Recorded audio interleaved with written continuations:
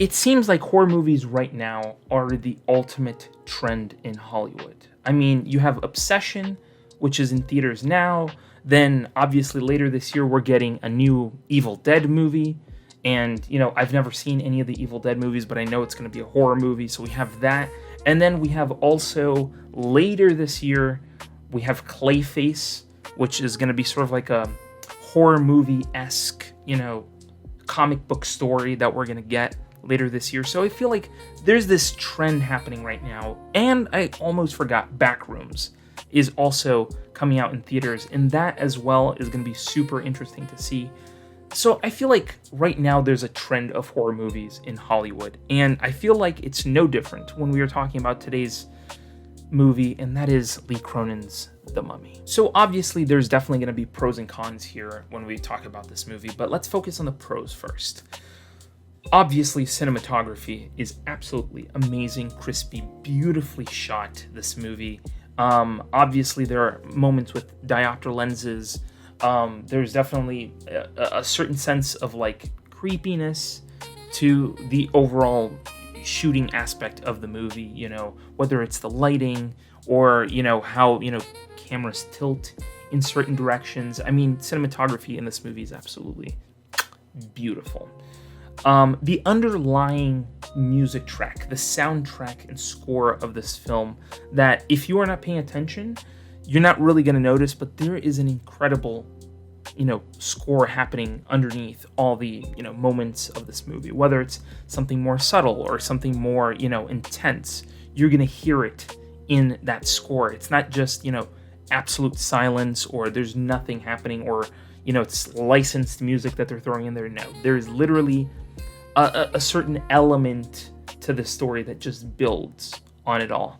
So I feel like musically based, I think it does really well. Soundtrack wise, it's amazing.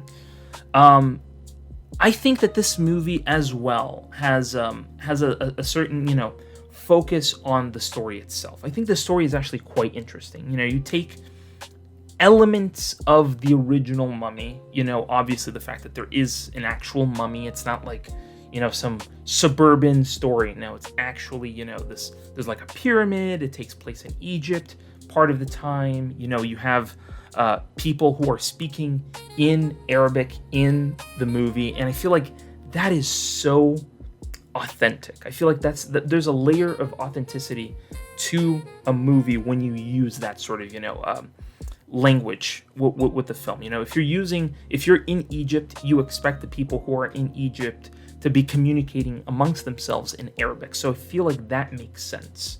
I feel like having that in the movie makes sense. It makes the story a little bit more authentic. So I think that was a brilliant move on Lee Cronin's part when telling the story, through the vision of people who are there. So that's a huge plus in my book. And we also have to give it up for our kid actors in this movie.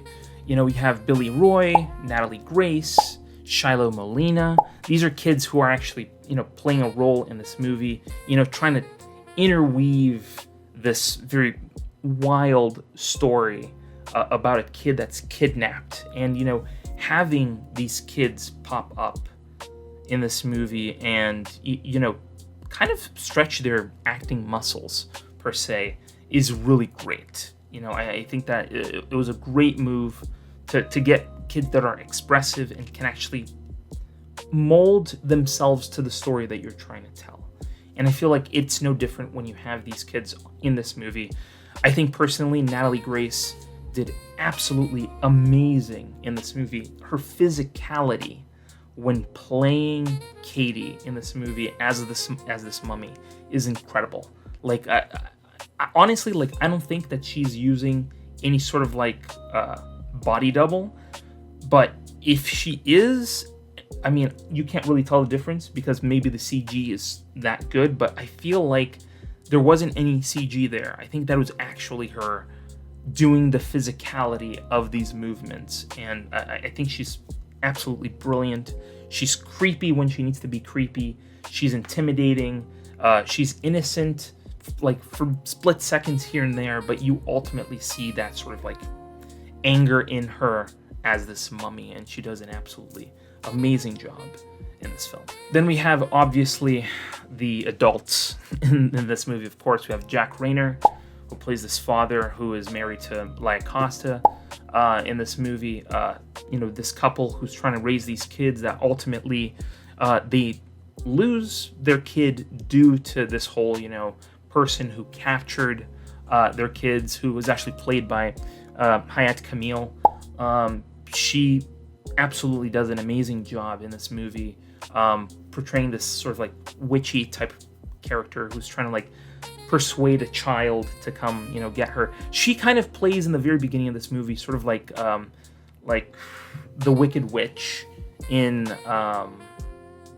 Snow White. Like, think of like the Wicked Witch in Snow White when she's like the old hag, kind of in that vein. That's how she plays it in the beginning of this movie. Even in the scene where she hands, this kid like a peach, it's a very interesting kind of play on imagery here, because you kind of see that same imagery from those stories. So I think that was a really brilliant idea, getting Hayat Kamil to play this role, and then having Jack Rayner and Lia Costa being these parents. I think was a great casting choice in that moment. So I think kudos to Lee Cronin on that. Then you have Veronica Falcon, who plays the grandmother in this scenario here.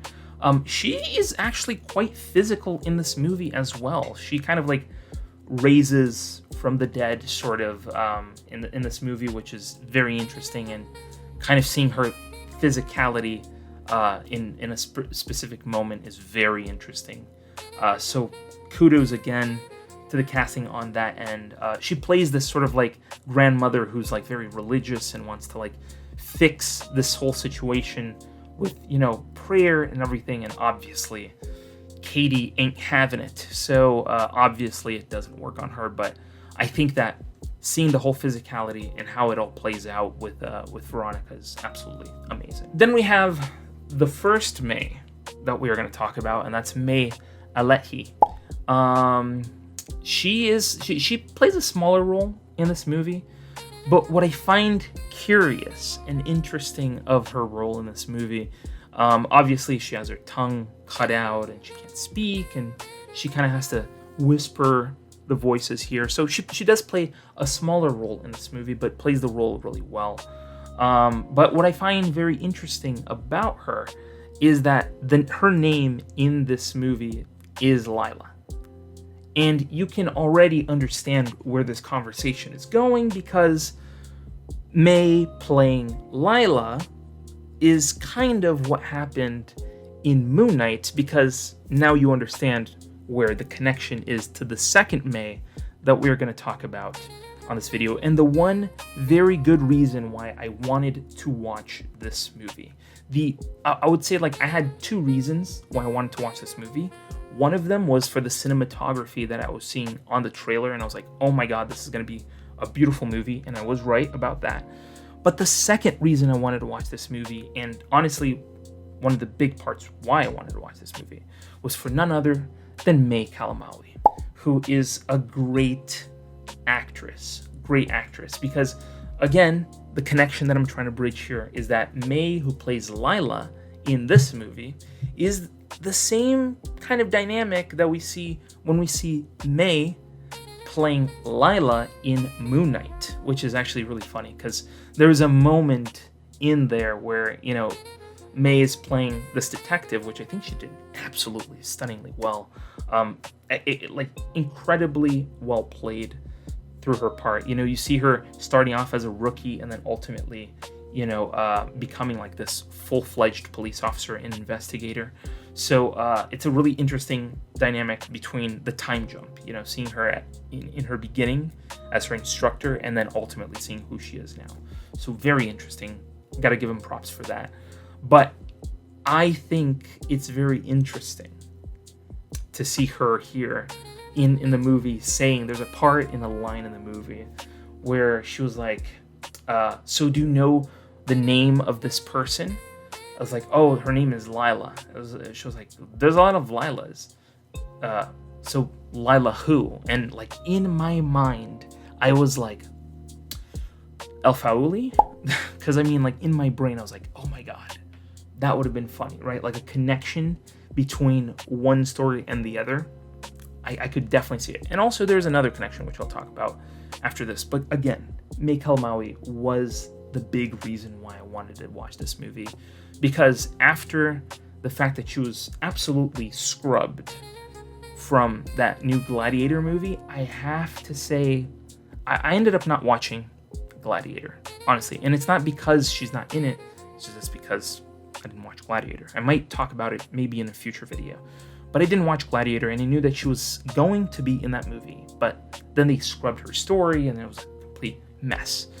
But getting to see her in this movie flex her chops, doing Arabic and, English at the same time, similarly to what we see her do in Moon Knight, was fantastic. So I got to give her massive props for being on this movie and being an essential part of the story. So kudos to her. And like I said before, the crossover element where I was talking about, May Maui being, sort of in Moon Knight playing obviously Layla, and then obviously you see May, the other May in this story, playing Layla. So that was a really interesting kind of connection there. But there's also another connection as well in this movie, which kind of made my brain, play around with ideas, right? The fact that they were transferring the sarcophagus between one place and another, and they were using a plane, and a kid finds the sarcophagus after that plane crashes. You see the plane crashing and the sarcophagus is there, which is hilarious because that's essentially what happens in The Mummy that we see with Tom Cruise, and then, Sofia Boutella as well is in that movie, and she plays the mummy in that movie. So the mummy being a female character isn't a new concept. We are already aware of that. But the fact that in this movie, there's also a plane crash, which kind of, causes this whole thing to go awry, is kind of interesting in the fact that it's similar to that movie in that premise. So, again, a funny little coincidence that I just wanted to point out. But like with all great things, there's also not so great things. And I feel like there are some cons in this movie. Let's talk about pacing. And coincidentally, or should I say, in comparison as well, the length of this movie. Now, for me personally, I like long movies. I don't mind a movie being long, but I just feel like the pacing can be a little bit better. Now, I understand that they're trying to develop the story, sort of like almost this like ethos around this character and how, they move from one thing to another and getting us to understand the whole aspect of this world and how this mummy kind of controls things. I understand that. I understand the concept there. But I feel like you could easily have shaved off a good 25 minutes of this movie if you could make the pacing of this movie a little bit tighter. This movie could have easily been a little bit tighter. Maybe instead of being a almost 2-hour movie, you could probably make it around 1 hour and 35 minutes. Would have been an interesting number for this movie to be on. Because honestly, I'm not saying that it completely destroyed the movie, but I feel like it diminished a little bit of the movie for me because it was a little bit on the longer side, and it didn't need to be. It could have easily been 1 hour and 35, 1 hour and 40 minutes, and I feel like that would have been a good number for this movie. So maybe keeping it on the tighter side would have been better. And another thing as well that I feel like has to be discussed is character choices. At least I know that this is how the movie was written, but I feel like there are a few things that a character's choice should be sort of intervened with. So, for example, the fact that Katie, who has just been discovered from this, sarcophagus, and she's alive and she's kind of like all, dead looking, she could have easily have been fixed. This whole situation could have been easily fixed if she had stayed a little bit more in, there in the hospital, like not at home, Maybe the grandmother would have lasted a little bit longer. You know what I'm saying? Like, maybe people wouldn't have been in this situation if she had stayed a little bit longer in the hospital. That would have been a good choice for that character. Like, put her there. Like, that would have been a good choice. Imagine this for a second. What if she is the mummy for most of the movie, but ultimately, like, she could move from body to body? That would be very compelling and wild to experience. So that would have been a very interesting idea to play with. So again, that's just one example of what they could have done. There are little details here and there that obviously could be shifted, but I feel like that one example of just keeping her in the hospital would have been a good choice there.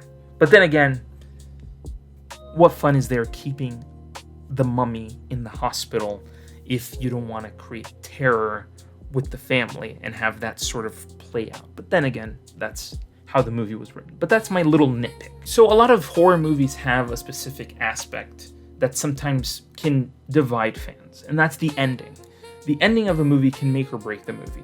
And I feel like the ending of this movie is super satisfying.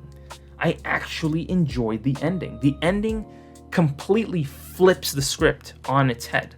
Like, you'd think that it would be game over, as the movie's like closing, you think, okay, the father is now stuck in there, and then ultimately we might in the future get sort of like a sequel to The Mummy, which, by the way, I would like. I'm not gonna lie, I would like a sequel to this movie in the future, obviously with a little bit more fleshed out storyline and maybe a little bit more depth to it. But that would be a very interesting idea, to maybe take this mummy away from Egypt and like transplant her to, say, New York or Los Angeles, or take her to a place where people are gonna view her, or like that sort of crazy dynamic. Like, put her in a city, and that would be a very interesting sort of play on this character. Even though we have seen sort of like that play out with the other mummy, with Tom Cruise and Sofia Boutella, we've seen that sort of play out. But I would like to see this version do that, put her in a city. But I really enjoyed that dynamic of transferring, taking the father, taking Jack Rayner, and then like him transferring over this like sludge or like the bad spirit into Hayat Kamil's character. That was brilliant, honestly. Like, I love an ending like that. Like, if the ending was ambiguous, I probably would have not liked it, but since it leaned into that, I loved it. I love that ending. Honestly, I have no qualms whatsoever. That was a great ending for this movie. So all in all, I think this movie did really well. Do I consider it the best Mummy movie? Not really. I don't think it's the best Mummy movie. You could probably pop in, the original Mummy with Brendan Fraser and have a blast with that one. Or even The Mummy Returns and probably have a better time with that movie. This movie is more horror-based. And I feel like every Mummy movie that we've had that is not the one with Brendan Fraser has been a different variety. So if you have, the version with Brendan Fraser, you're getting more of a comedy movie. It's more of a comedy action movie. Those Mummy movies are more comedy action oriented. The one with Tom Cruise is more action thriller based. That is more of an action thriller based movie. And then you have this one, which is more horror based. So each one has their own sort of like unique style to it. But coming from someone who's not a massive horror fan, this movie to me wasn't super scary or anything. I mean, it was creepy. There's a lot of body horror and there's some like moments where you like wince that like doesn't feel good. But overall, it's a really well shot and produced movie, and I have nothing negative to say about it on that point. But if you are someone who does not like horror movies, such as I don't really enjoy horror movies, but as of recently, I've been liking some of them. This isn't really for you, but if you want to watch a Lee Cronin movie, this is your opportunity to do so. And I think he did a great job. But then again, those are my opinions on this movie, my thoughts that go out to you. And I want to hear from you. What do you guys think? Did you watch The Mummy? Are you going to watch The Mummy? Now that it's on digital, do you plan on having people over to your house to scare them and have them, you know, kind of be shocked by some of the body horror that you see in this movie? I don't know. I want to hear from you down in the comments below. And while you're down there, hit the subscribe button and hit the bell to be notified when new videos go live on this channel. And thank you for watching this video, and I will see you in the next video. Scrolling through YouTube, same old routine, then bam, movie savant, what a scene. Trivia bombshells dropping knowledge like rain.